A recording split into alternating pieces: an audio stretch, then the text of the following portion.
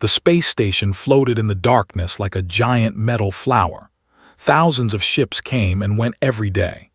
Aliens from 100 different worlds walked its halls, traded goods, and made deals. They called it Orion 7, and it was one of the busiest places in the galaxy.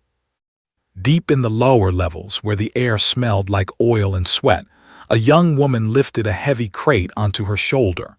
Her name was. She was 23 years old, and she came from a planet called Earth. Most aliens had never been to Earth.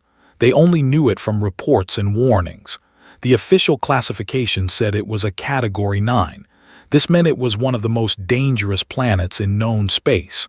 The gravity was crushing. The weather was violent. The animals were deadly. And somehow, humans had not only survived there but had spread across its entire surface. Did not feel dangerous, she felt tired. She had been working in the cargo bay for 6 months now.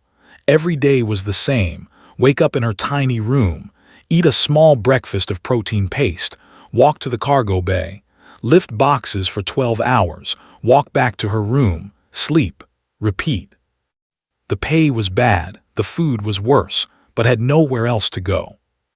She tried not to think about home, about the small fishing village on the coast of Korea where she had grown up, about her mother's laugh and her father's strong hands, about the typhoon that had come one autumn night and washed everything away. Had survived by climbing onto the roof of their house as it floated out to sea.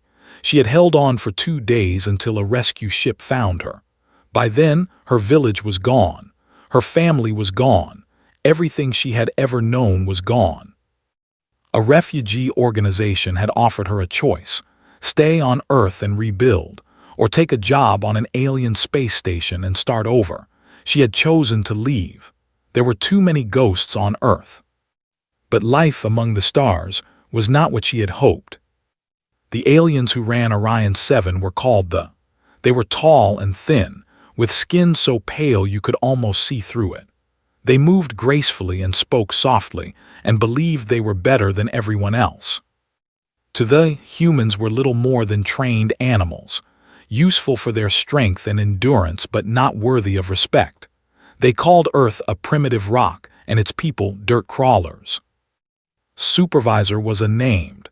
He was not the worst boss she had ever had, but he was close. He enjoyed making her life difficult in small ways. He would change her schedule without warning. He would dock her pay for mistakes she did not make.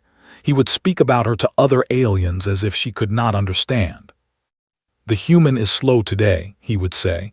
"Perhaps we should feed it less. Hungry animals work harder." The other workers would laugh, would keep her head down and continue lifting boxes. She had learned that fighting back only made things worse. A human worker on another station had punched a who insulted him. The human was arrested, beaten, and sent to a prison colony. No one spoke of him again. So stayed quiet. She did her work. She kept her anger locked deep inside her chest where no one could see it. The cargo bay was busy today. A large shipment had arrived from the outer colonies and every worker was needed.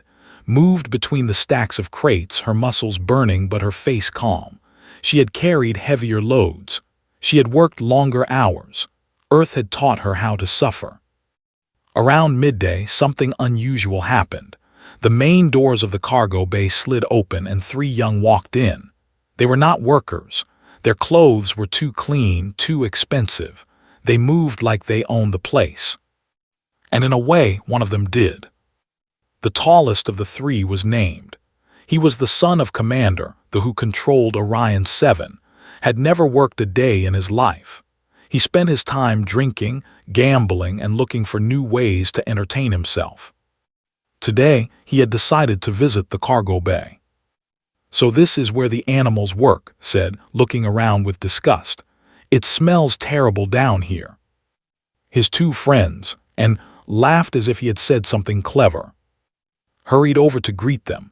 He bowed low, his pale skin flushing with nervousness. "Young master, what an honor. How may I serve you?" "I heard you have a here," said. "A human, I want to see it." His eyes darted too. She had stopped working and was watching them from across the bay. Her face showed nothing. "Yes, yes, right this way," said. He led the three young toward her like a tour guide showing off an exhibit. Did not move. She stood there, a crate in her hands, and waited. Stopped in front of her. He was taller than her by almost a foot, but she did not look away. She met his eyes and held them. "So you are the human," said. He circled around her slowly, examining her like she was an animal at a market. "You do not look very dangerous. You look small, weak." Said nothing. "I have heard stories about your planet," continued. "They say humans can run for hours without stopping. They say you heal from wounds that would kill other species. They say your ancestors hunted great beasts with nothing but sticks and stones." He leaned closer, his breath cold on her face. "But I think these are just stories. I think humans are nothing special. I think you are just dirt crawlers who got lucky." Remained silent. Her hands tightened on the crate, but her face stayed blank. Smiled. It was not a nice smile. Nothing to say. Good. Animals should know their place. He turned and walked away, his friends following behind him. Their laughter echoed through the cargo bay long after they were gone. Watched them leave, then she turned back to her work. But something had changed. Deep inside her chest, where she kept her anger locked away, a door had opened. Just a crack, just enough to let a little bit of darkness out. She did not know it yet, but this was only the beginning. 3 days passed after his first visit to the cargo bay, tried to forget about him. She went back to her routine, wake up, work, sleep, repeat. She told herself that rich young aliens had short attention spans. He would find some other entertainment soon. He would forget about her. She was wrong. On the 4th day, returned. This time he brought more friends. 7 young walked into the cargo bay like they were entering a zoo. They pointed at the workers and whispered to each other. Some of them laughed. Was unloading a transport ship when she saw them coming. Her stomach dropped, but she kept working. Maybe they were here for something else. Maybe they would leave her alone. But walked straight toward her. "There she is," he announced to his friends. "The famous, I told you she was not impressive." Set down her crate and turned to face them. She kept her hands at her sides and her expression neutral. Around her, the other workers had stopped what they were doing. They watched from a safe distance, afraid to get involved. Was nowhere to be seen. He had probably run away the moment arrived. "I have been thinking about you," said Tu. "I have been wondering what makes humans so special. Everyone talks about your planet like it is some great achievement to come from there. But you do not seem special to me. You seem ordinary." Did not respond. "My father says humans are useful," continued. "He says you are strong and you work hard, but I think he is wrong. I think you are just animals who have learned a few tricks. I think there is nothing inside you worth respecting." One of his friends giggled. Another one was recording everything on a small device. Stepped closer to. "Tell me, human, what do you think? Do you think you deserve respect?" Looked at him for a long moment. Then she spoke, her voice calm and quiet. "I think everyone deserves respect." His eyes widened slightly. He had not expected her to speak. Then his surprise turned to anger. "Everyone, including dirt crawlers like you?" "Yes." The cargo bay went silent. Even the machines seemed to stop humming. Everyone was watching now. His face twisted with rage. How dare this creature talk back to him? How dare she act like she was his equal? He was the son of Commander, she was nothing. Less than nothing. His hand moved before he could think. He swung hard and slapped across the face. The sound echoed through the cargo bay like a gunshot. His head snapped to the side. She stumbled but did not fall. When she straightened up, there was blood on her lip. The ring on his finger had cut her. The other gasped. Some of them looked uncomfortable. Hitting a worker was technically against station rules, but was the commander's son. Rules did not apply to him. Was breathing hard. His hand was shaking. He had never hit anyone before. The violence had excited him. He wanted to do it again. "That is what you deserve," he said. "That is what all humans deserve. You are nothing but—" He stopped, had turned her head back to face him. There was blood running down her chin, but she was smiling. It was not a normal smile. It was not friendly or warm. It was the smile of something ancient and patient, something that had survived things could not imagine. "You should not have done that," said softly.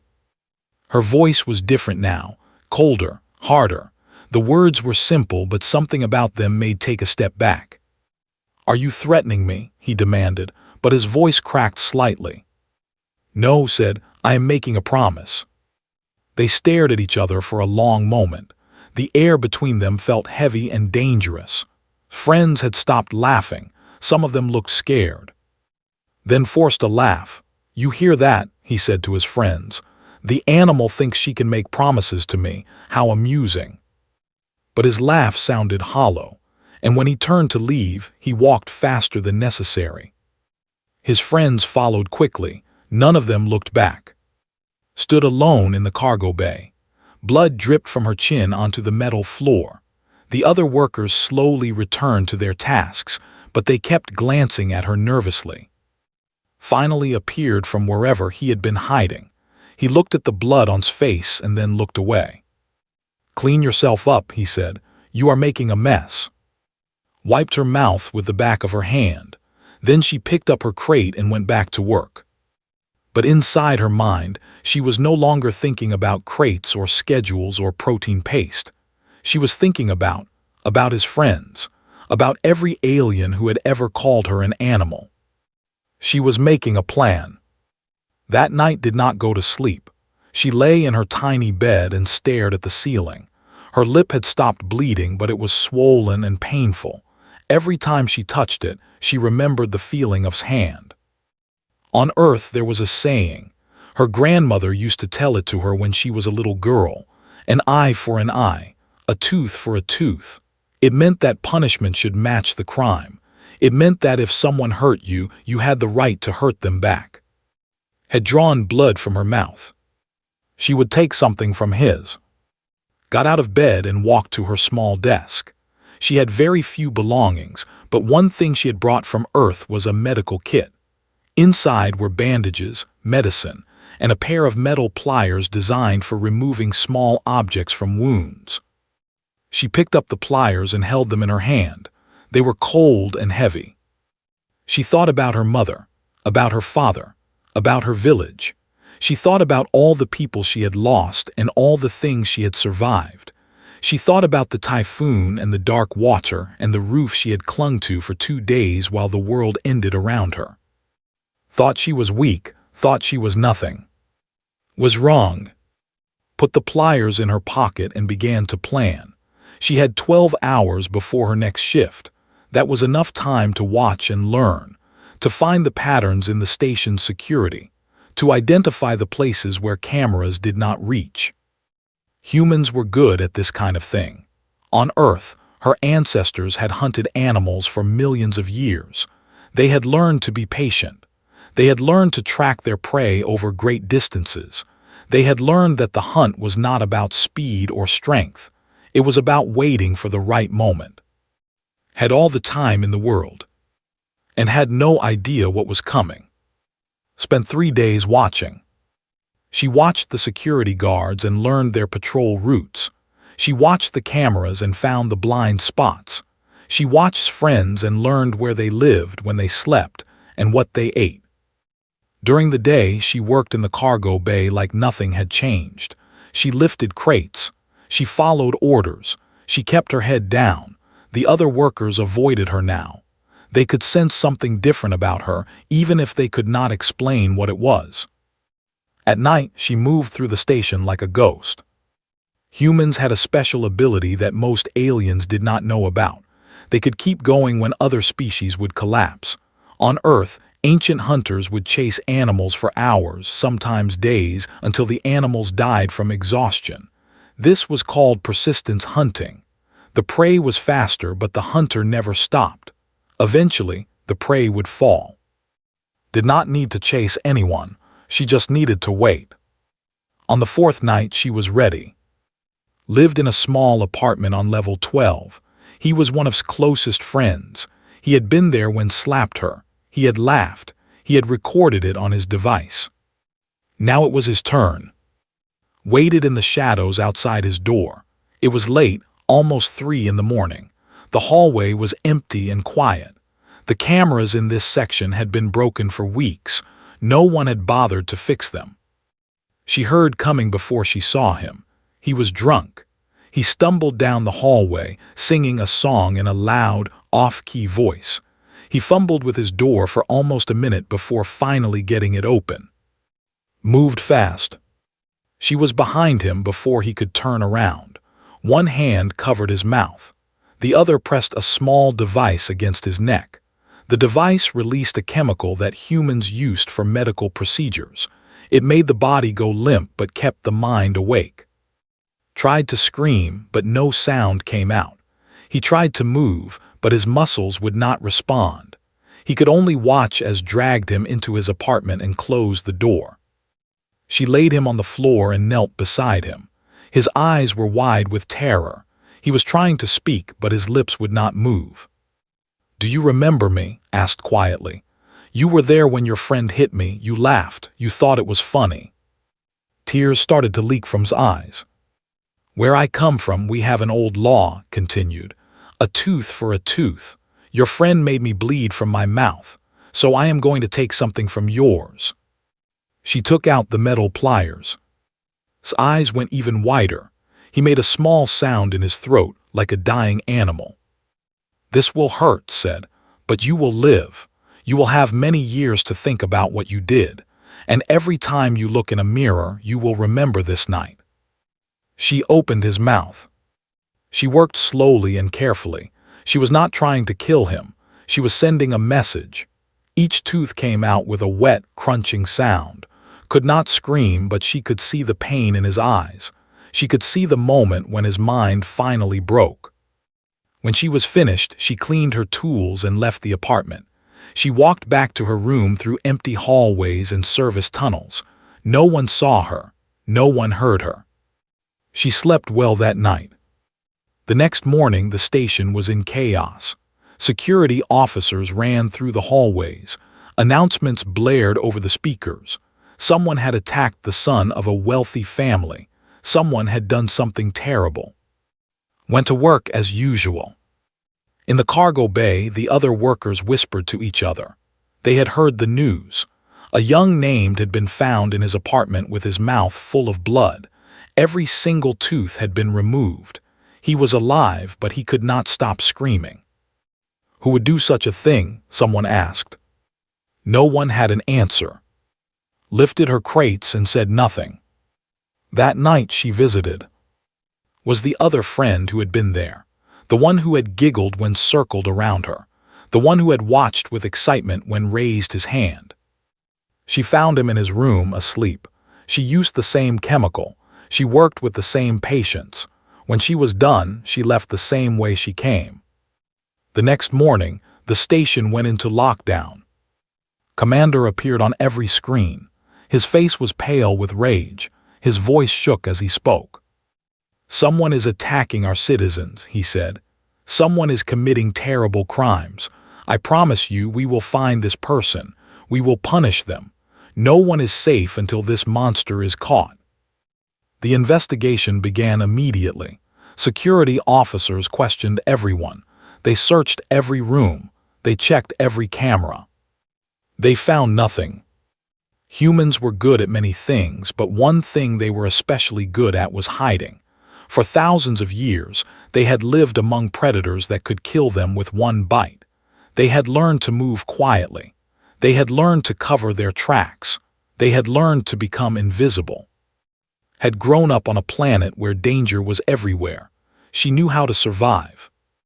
The security officers questioned her along with all the other workers. A young officer with tired eyes asked her where she had been on the nights of the attacks. "In my room," said, "sleeping." "Can anyone confirm this?" "No, I live alone." The officer looked at her for a long moment. Then he moved on to the next worker. Days passed, the investigation continued, but no evidence was found, no suspects were identified, the attacks remained a mystery. Knew, of course. He knew it was the human. He knew it was revenge for what he had done, but he could not prove it. And even if he could, admitting that a human had outsmarted him would be worse than saying nothing. So he stayed in his quarters with 4 armed guards. He refused to eat anything that was not tested for poison. He refused to sleep for more than a few minutes at a time. He was afraid and was waiting. She did not rush. She did not make mistakes. She watched the guards. She learned their schedules. She studied the security systems around quarters. Humans could go without sleep longer than almost any other species in the galaxy. It was another gift from there. On Earth, ancient humans had sometimes needed to stay awake for days to avoid predators or hunt prey. Their bodies had adapted. Guards they needed 8 hours of sleep every night.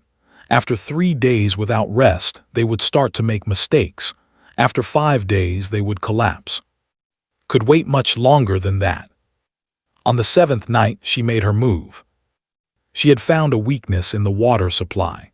A small amount of a certain chemical, harmless to humans but powerful could cause extreme drowsiness. She added it to the pipes that led to section of the station. Within an hour, the guards were yawning. Within 2 hours, they could barely keep their eyes open. By midnight, they were asleep on the floor. Walked past them without a sound. She found in his bedroom. He was sitting up in bed, a weapon in his shaking hands. His eyes were red from lack of sleep. His skin was even paler than usual. "You," he whispered when he saw her, "how did you get in?" Did not answer. She moved toward him like water flowing over rocks, smooth, unstoppable. Raised his weapon, but his hands were shaking too badly to aim. Knocked it away with a simple motion. "You should not have hit me," she said. Then she took out her pliers. Screams echoed through the empty halls, but no one heard them. The guards slept on. The station slept on. And worked until she was finished. The sun never rose on Orion 7. There was no sun, only the cold light of distant stars. But when finished her work and walked out of quarters, she felt like she was stepping into a new dawn. She did not run, she did not hide. She walked through the empty hallways with her hands in her pockets and her head held high. Her clothes were clean. She had washed them carefully before she came. There was no evidence on her body, no blood, no proof. But she knew they would find her. She wanted them to find her. This had never been about escape. This had been about sending a message. The screaming started about an hour later. Someone had found the guards sleeping on the floor. Someone had opened the door and seen what was inside. The sound of their horror echoed through the station's communication system. Was in her room when the security officers came for her. She was sitting on her bed, reading a book she had brought from Earth. It was a collection of old stories, fairy tales about brave girls who defeated monsters. Her mother had read these stories to her when she was young. The door burst open. 6 officers rushed in with weapons raised. They screamed at her to get on the floor. They pointed their guns at her head. Set down her book and raised her hands. "I will come quietly," she said. They dragged her through the station to a large room in the security center. Commander was already there. His face was the color of old paper. His hands were shaking. When he saw, something terrible flickered in his eyes. "Is this her?" he asked one of his officers. "We believe so, sir. She is the human who was assaulted by your son last week." Walked toward slowly. He was a tall man, powerful and proud. He had commanded this station for 20 years. He had dealt with pirates, smugglers, and terrorists. He had never been afraid of anything. But when he looked at, something in his chest went cold. She was small. She was young. She looked like nothing special, but her eyes were calm and steady, and she showed no fear at all. She looked at him the way a predator looks at prey it has already decided to kill. "You did this," said, It was not a question. Yes. The simple answer shocked him. He had expected her to deny it, to beg for mercy, to cry and plead. Instead, she just stood there, hands bound behind her back, and admitted everything. "Do you know who I am?" demanded. "Do you know what I can do to you?" "You are commander," said. "You control this station. You can have me executed. You can make my death slow and painful. You have all the power here." "Then why?" His voice cracked. "Why would you do this? You must have known you would be caught. You must have known you would die." Tilted her head slightly. "May I speak freely?" "Speak." "Your son hit me," said. Her voice was calm, almost gentle. "He struck me in front of dozens of witnesses. He drew blood from my mouth and nothing happened. No one stopped him. No one punished him, because I am human and humans do not matter." She took a breath. "Where I come from, we have an ancient law, a tooth for a tooth. If someone hurts you, you have the right to hurt them back. Your son took blood from my mouth, so I took teeth from his." "That is barbaric," shouted. "Maybe," agreed. "But it is also fair. I did not kill anyone. I did not take more than what was owed. I simply collected a debt." Stared at her. He could not understand this creature. She had just condemned herself to death, and she spoke about it like she was discussing the weather. "You will be executed," he said. "I will make sure of it." "Probably," said. "But before you do, let me ask you something." His jaw tightened. "What?" "How many humans work on this station?" The question caught him off guard. I do not know, a few hundred perhaps." 347, said. "I counted. 347 humans work on Orion 7. We clean your floors, we carry your cargo, we fix your machines. We do all the jobs that your people consider beneath them." She paused. "And there are 8 billion more of us on Earth, billions more scattered across the galaxy. We work on stations like this one. We serve on ships. We live in colonies on planets that would kill any other species.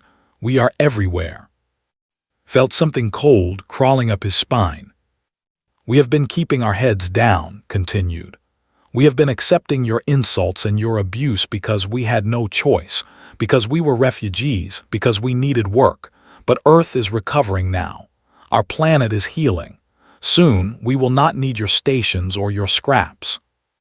She leaned forward slightly, and the guards behind her stepped back without realizing it. "I am one human, one worker from a planet you call uncivilized, and I walked through your security like it was not there. I disabled your guards, I punished your son, and I did it without leaving any evidence."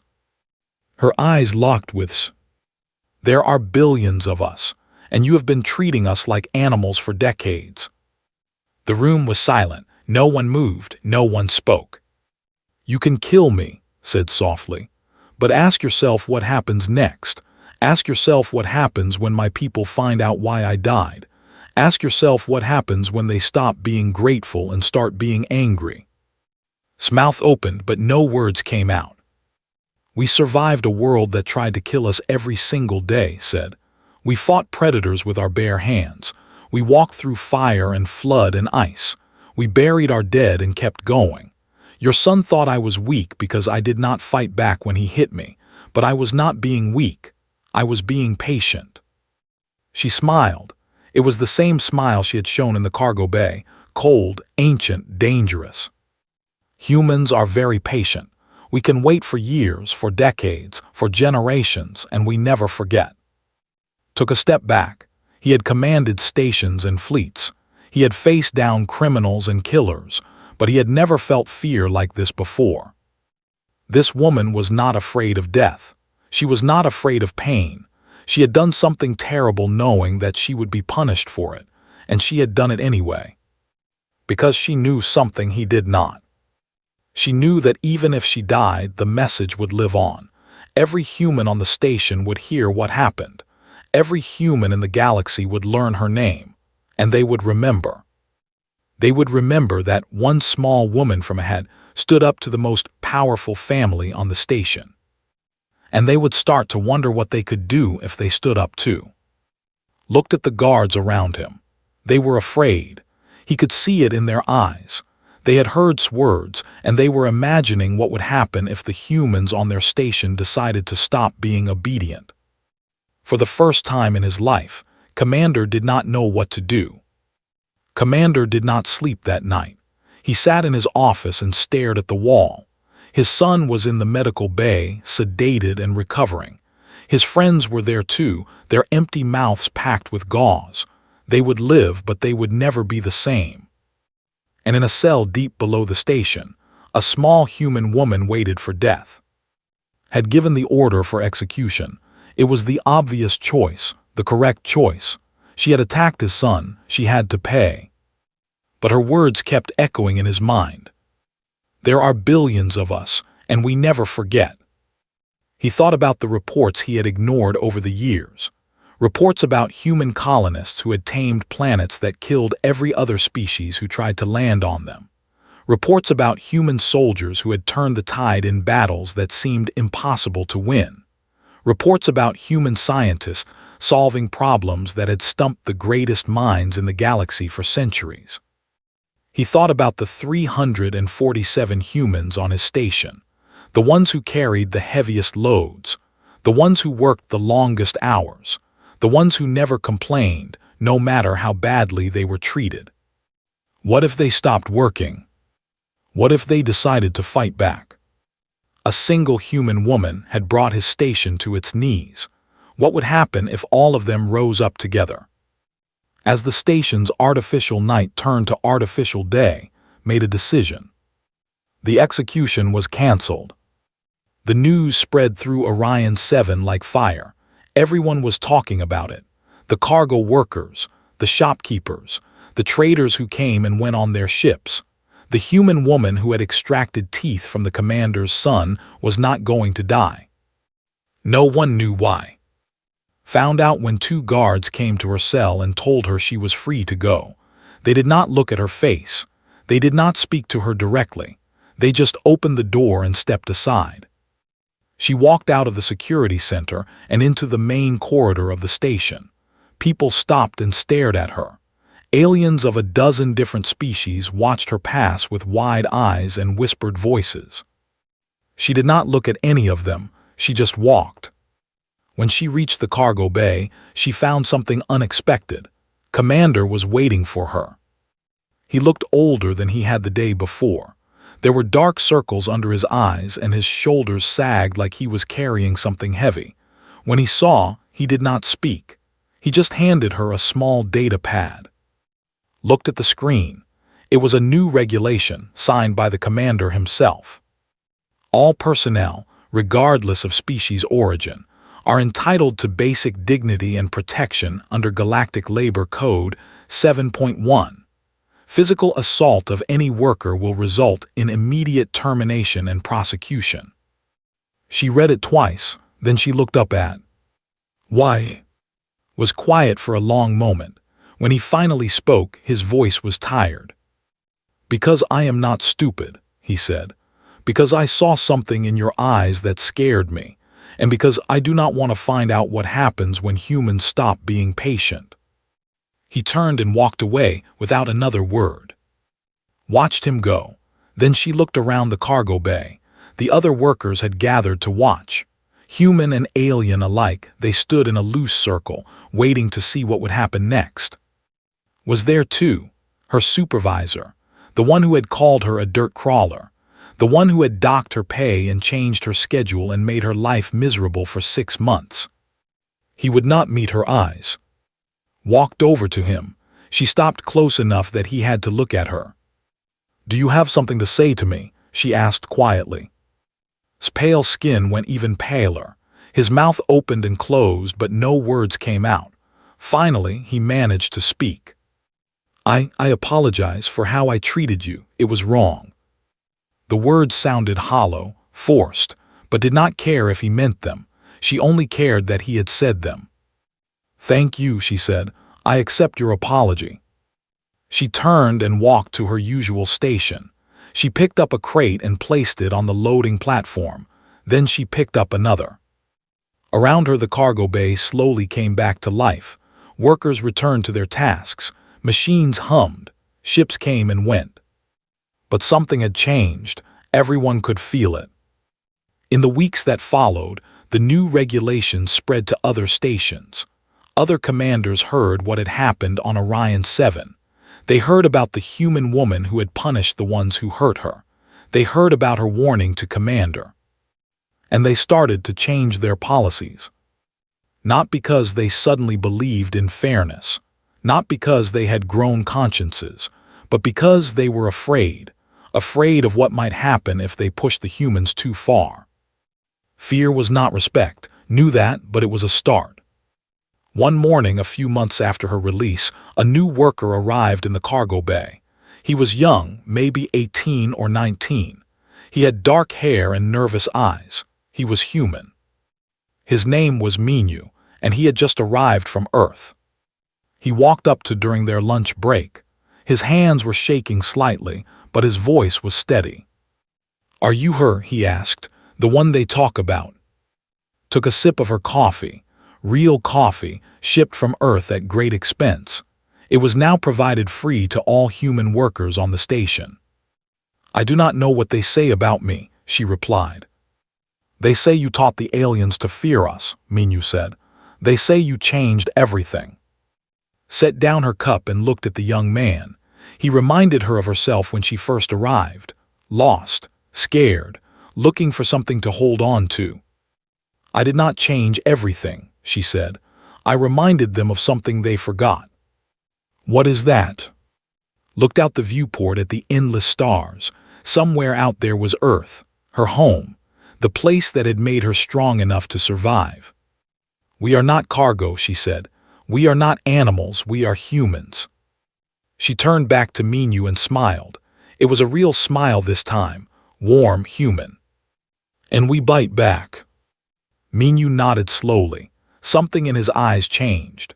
The fear was still there, but there was something else now too, something stronger. "I understand," he said. Good stood up and stretched. "Now come on, break is over, we have work to do." They walked back into the cargo bay together. Around them, aliens and humans worked side by side.